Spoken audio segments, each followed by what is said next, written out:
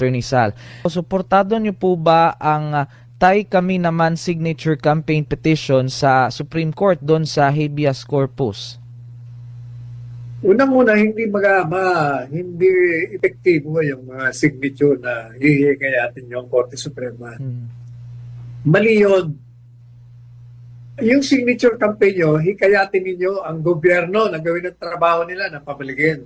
Pero yung Korte Suprema, yan ay magdidesisyon batay sa ebidensya, batay sa legalidad o illegalidad ng isang bagay na inireklamo sa kanila. Hindi madadala sa mga signature campaign.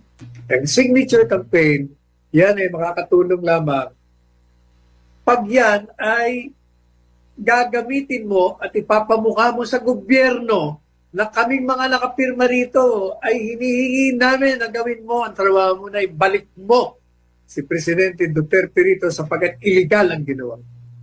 He faced the fire so we could stay.